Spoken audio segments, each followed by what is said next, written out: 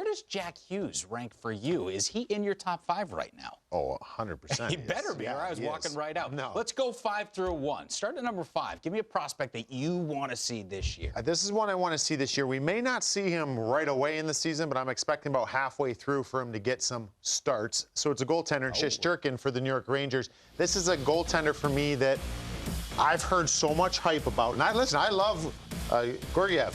What I've seen from him has been awesome. We know about Henrik Lundqvist, what a great goaltender, a Hall of Fame goaltender he is. The Shesterkin's supposed to be lights out. And I cannot wait to see, what does that lights out? What does that mean? How deep this core is. I want to see this kid. He's going to get a boatload of starts here in Hartford at the beginning of the season. Give him a lot of workload, see how he responds. It might take some time, just like any goalie when they're coming over to the North America to play. It might take some time, but I'm expecting him to handle it in a very good way. And I'm excited once he puts on the blue shirt and see what he brings to the table. Yeah, and if he has success early at the AHL level, that could create some fun, certainly in net Absolutely. up at the NHL level. All right, that's at number 5. Who you got at number 4?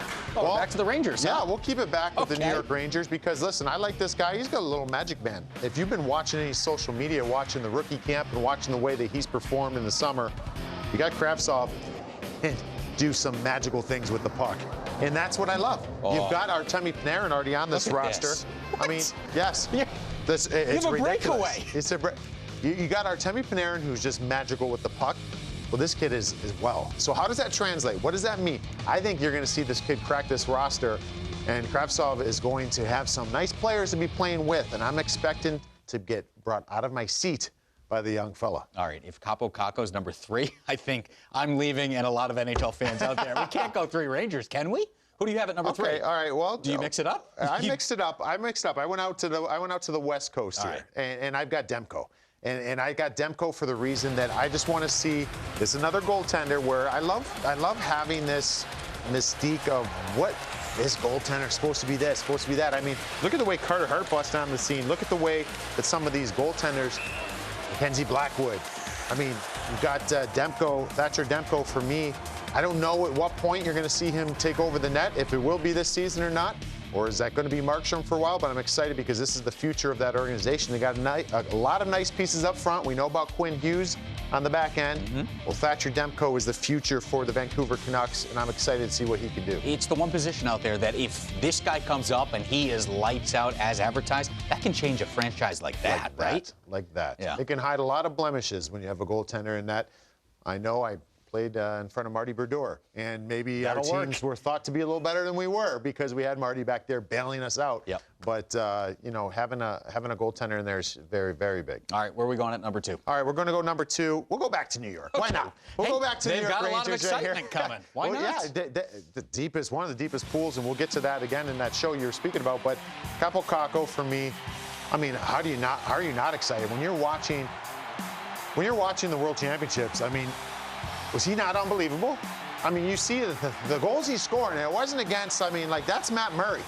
You know, it's not like you're doing that against Joe Schmo for team yada yada. You're doing it against Matt Murray. Right. And he's won 2 Stanley Cups. Physically handling men. And Kaapo Kakko is awesome. And he's physically ready to play. What does that mean? I don't know. That'll be left to be seen because we've seen other players coming in year 1.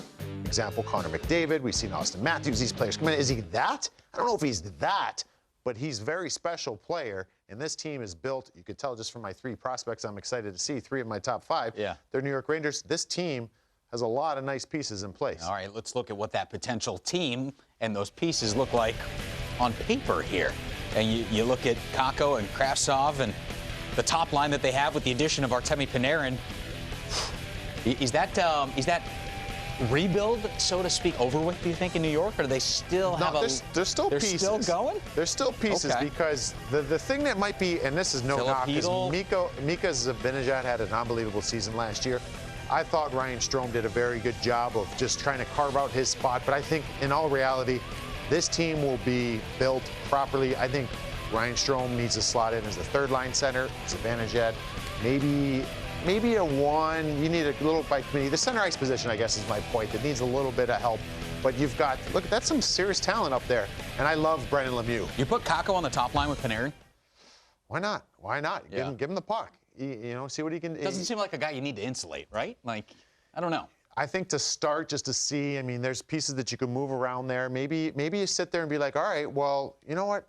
Kakko likes to have the puck on his stick. Well, so does Panarin. So maybe we switch that a little bit. Maybe we have Chris Kreider a little bit more. It's just got to depend on how things play out in the National Hockey League level. But that's a lineup that is exciting to watch today and exciting to watch for the future. All right, number one. All right, number one, well, it's got to be Jack Hughes. Yeah. It's got to be Jack Hughes because I think that this is a guy, we just talked all about Kaapo Kakko.